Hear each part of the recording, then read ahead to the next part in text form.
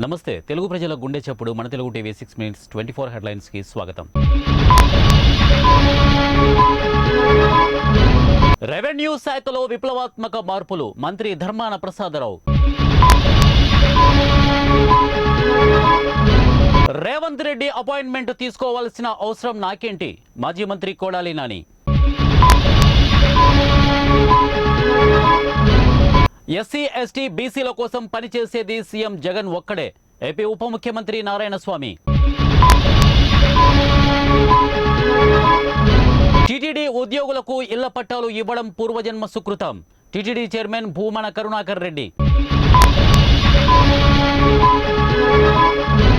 AP CM camp కార్యాలయానికి KA Paul అడ్డుకున్న security.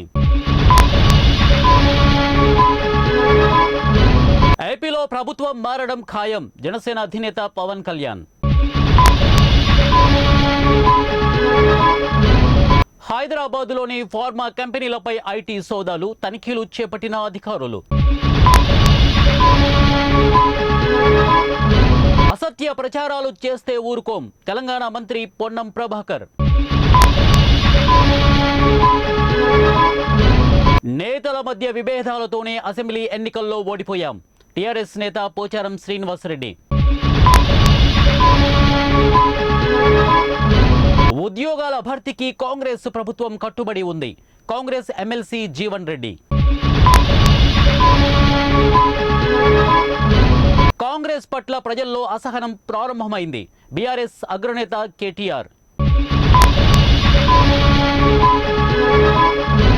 రోడ్డుపై ప్రజాపాలన దరఖాస్తులు సర్కారు సీరియస్. అద్దె గర్భాలను నిషేధించాలి వాటికన్ సిటీ పోప్ ఫ్రాన్సిస్. నియోజకవర్గ అభివృద్ధికి 10 కోట్లు తెలంగాణ సీఎం రేవంత్ రెడ్డి. దేశవ్యాప్తంగా 20 రాష్ట్రాలను కమ్మేసిన పొగమంచు ఇబ్బందులకు గురవుతున్న జనం.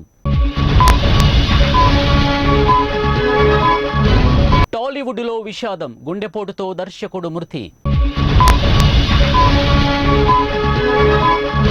ట్రాన్స్ఫార్మర్ను ఢీకొట్టిన డీజిల్ ట్యాంకర్ భారీగా చెలరేగిన మంటలు. కొలీజియం వ్యవస్థపై విచారణకు బెంచ్ సుప్రీంకోర్టు వెల్లడి. ఇండోనేషియా దీవుల్లో భారీ భూకంపం 6.7 తీవ్రత. ఇండియాతో స్నేహం గొప్పది బంగ్లాదేశ్ ప్రధాని షేక్ హసీనా. ప్రతి సంక్రాంతికి నన్నే టార్గెట్ చేస్తున్నారు ఎమోషనల్ అయిన నిర్మాత దిల్ రాజు. బ్రెజిల్లో ఘోర రోడ్డు ప్రమాదం 25 మంది మృతి. నెరవేరిన టీమిండియా పేసర్ సెమీ కళ రాష్ట్రపతి చేతుల మీదుగా అర్జున అవార్డు అందుకున్న షమి.